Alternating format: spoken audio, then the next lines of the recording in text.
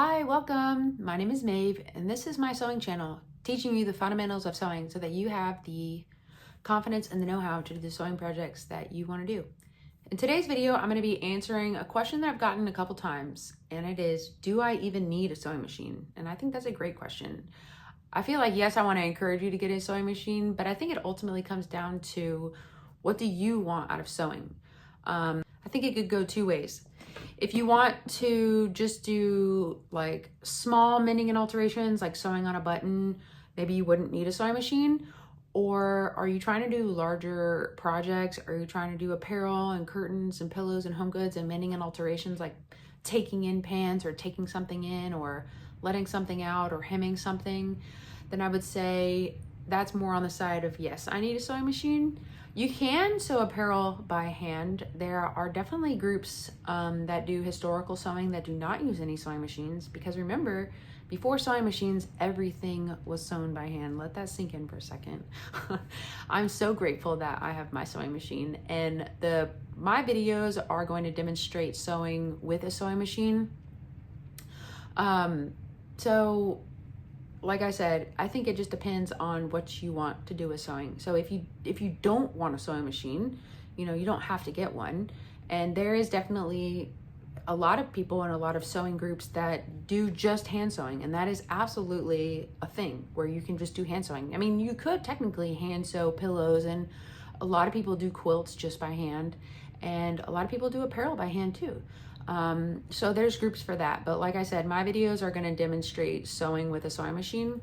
Though if you see this quilt block right here, I decided to do this quilt and I failed to realize that it's actually a hand sewn pattern. So I'm hand stitching the majority of these blocks. One thing about hand stitching is it does take a lot longer. Sorry, I feel like I have something in my eye. Hand sewing definitely takes more time, but it's just as rewarding, because you're making something. So I think after that, if you've kind of decided what you want from sewing, the next big question is, what kind of sewing machine do I even need? And that itself can be very overwhelming as well. There's a plethora of sewing machine options out there. I think you could kind of compare the sewing machine options to car options. There are certain cars that are, for say, like a stick shift. They don't have a key fob. You have to unlock it at the door. It gets you from point A to point B, but it's just much more standard. And then you have some luxury cars. You might have cars that have auto backup, or computers built into the dashboard, and those are more high-end luxury cars, and there are definitely more high-end luxury machines. So I think those fall into what can you afford? What's your price point? Because just like a car, they can range from lower to much higher on the price point end. And it also depends on, do you need the extra bells and whistles? I personally don't have a machine with bells or whistles, but that's totally up to you. Some of my favorite sewists that I follow have some super nice machines, and it's what you can afford and it's what you want. But I think if you're just starting out, I would not go straight for the super high-end machines. I think that's more of an investment when you realize that sewing is something that you're passionate about.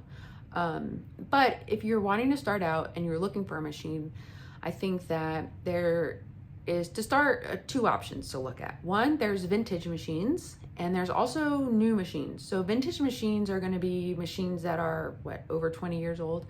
Is that what constitutes vintage these days? Yeah, 20 plus years old is vintage, right? So anything older than 20 years old will be considered a vintage machine. And some of the vintage machines from like the 50s and the 60s are very heavy duty. So when they say things aren't made like they used to be, that applies for sewing machines as well. I would say that with vintage machines, let me give you some pros and cons with vintage machines.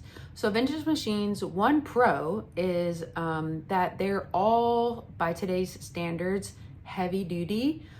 When I say that, I mean the interior workings of the machine are all metal components. And some of the even older machines, even the body is all metal. So they're very heavy. I actually have one. I'll show you a picture. And it is heavy. I've never weighed it before, but it's over 30 pounds, easy. So that is one pro, I think, that with a heavy duty machine, you're going to be able to sew through anything delicate like lace and lightweight cotton or silky, slinky stuff, all the way up to heavy duty canvas, cotton, cotton, denim, anything like that. So that's one pro with a vintage sewing machine. One con with a vintage sewing machine is that the stitch options, which I can go into what stitch options mean either in another video or show you a little example right here. The stitch options on the older vintage machines are very limited. They might only actually have one stitch options for the machine. Either it's going to be a straight stitch, which is where you just sew a straight line, or a zigzag stitch where the stitch looks like this. And I'll show you an example of that too. So you want to look out for that because it does depend on what you want to sew. If you're going to be sewing with just woven fabrics, a straight stitch is fine. But if you do want to do like stretchy fabrics or knit fabrics, you would need a zigzag stitch. So you would be unable to do that with a straight stitch machine. Maybe you could try out like Sarah Flex thread, which is a stretchy thread, so that you can sew stretchy materials with a straight stitch, but that's maybe another conversation. You could try it out. I haven't tried that yet. But if you find one with a zigzag stitch, you can actually set the width of the zigzag to 0 so that the zigzag doesn't even go. So you can actually make a straight stitch with a zigzag stitch, but you can't do a zigzag stitch on a straight stitch machine. Now, I don't know at what point maybe they started making them more like interchangeable. So there's usually a knob on the sewing machine where you can change the stitch type. And I don't know exactly when they started adding that. So that's just something to look at if you're looking at a vintage machine. I think another aspect with the vintage machine that you have to be careful for is, does it work? Sometimes like with older appliances or like old car, if it gets a weird funny smell or like that heater smell, that might be something to look out for. You might need to do some repairs on a vintage machine.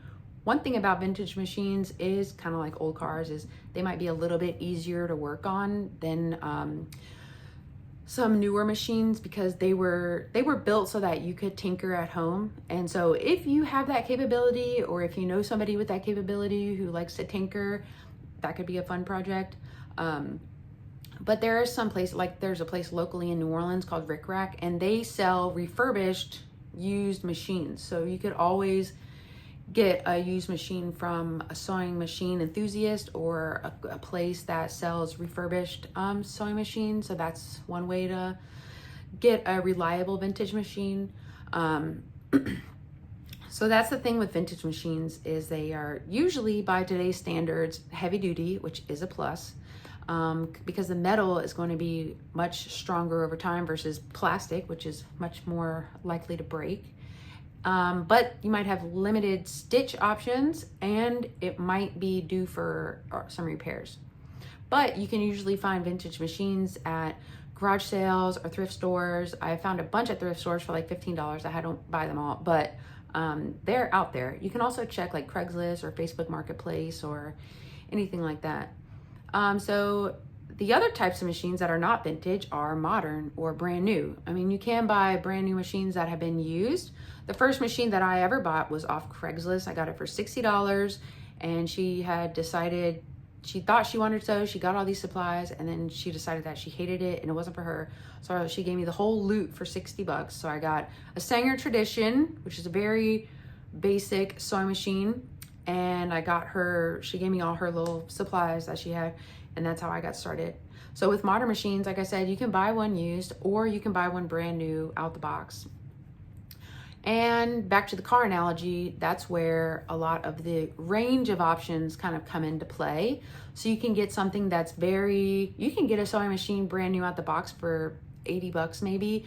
But it might be limited on the fabric types that it will be able to sew with smoothly. And I say that because the Sanger Tradition that I had could not handle knits at all. Didn't matter if I did zigzag stitch, didn't matter if I changed out my needle, it couldn't handle knits. So with the lower with the more affordable options, they might be cutting corners to make the affordability by cutting some of the quality of the machine. So that's just something to keep in mind.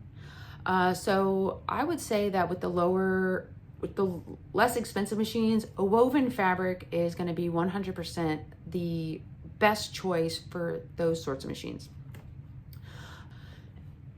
So with these modern machines, kind of like with the analogy with the car, they have machines that are going to be more affordable, but to keep them a bit more affordable, they're going to maybe be cutting some of the quality of the machine. And that's where the not heavy duty aspect comes into play. So the interior of these machines will not be all metal. They might actually be all plastic, or just certain parts might be metal.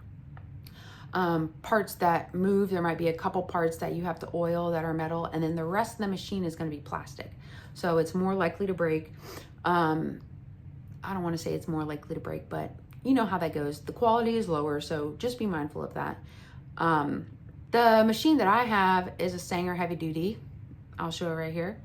And it says that the all inner workings of the machine are metal, but the body of the machine is plastic. So it makes it less heavy. It's not as heavy as like my super vintage all metal machine, inside and out all metal.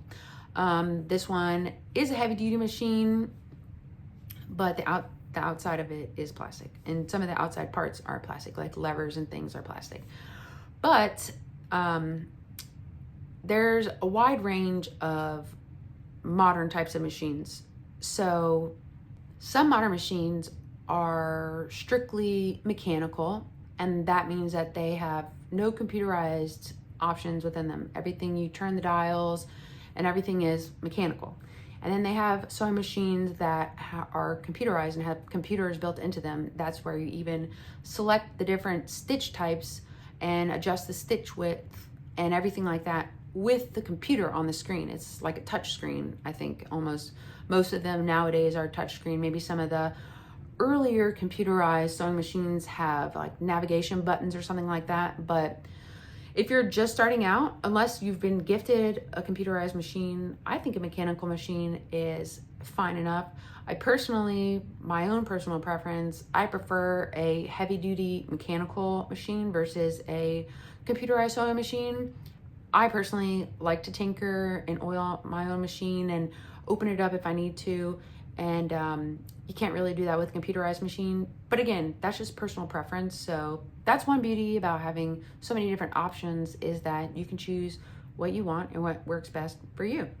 So aside from just a standard sewing machine, there's probably other types of sewing machines that you maybe have or have not heard of.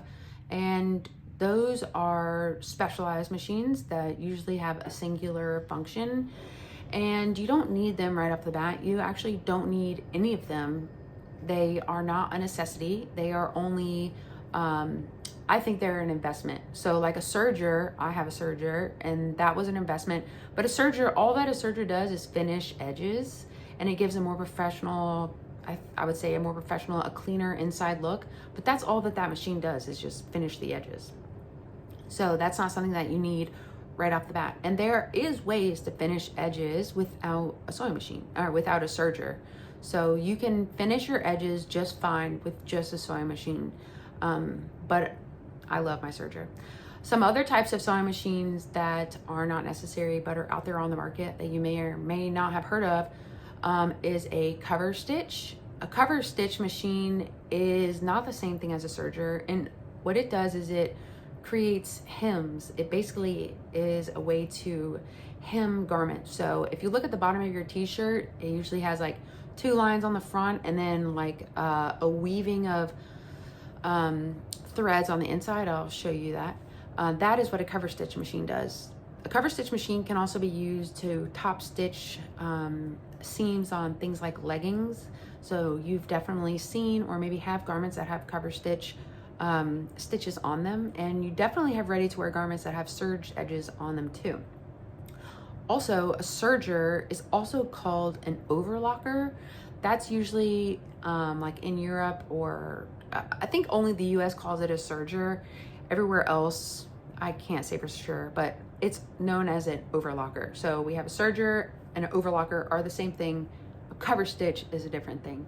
And then we also have embroidery machines. And embroidery machines, I think, are a class of their own, even though they look almost identical to a sewing machine. Well, the home embroidery machines do. I'm sure if you go to like a Lids, you've seen those big, huge embroidery machines. Those are industrial embroidery machines, but at home embroidery machine typically looks exactly like a sewing machine, but it does not do the same functions at all. And that is what stitches like monograms. If you want to monogram something, that's what an embroidery machine does. So that's another type of sewing machine. And again, I think that's, though embroidery is part of the sewing world, I think that it's a totally separate thing. And I actually just got an embroidery machine for Christmas, so I'm so excited to play with that soon. I already have so many ideas. So I hope that I was able to guide you to answer that question of, do I need a sewing machine? I'm gonna encourage you, yes, to get one. That's because that's my passion, and I think that you're capable of doing it. And with my fundamentals of sewing YouTube videos, you can learn how to sew. And there's a plethora of other seamstresses on Instagram and on YouTube and wherever that are also able to teach you how to sew. I learned from several different YouTube accounts, not just one. So maybe I can be one of many for you to learn how to sew. And maybe you'll get your own sewing machine. So do I need a sewing machine? It depends what you want to do with it. It depends what sewing projects you have in mind. Like I said, I think if you want to just do hand sewing or mending, minor mending and alterations, then no, you don't need one. But if you really are serious about sewing and you want to make clothes and do bags and make quilts, yes, let's get a sewing machine and come with me and learn how to sew.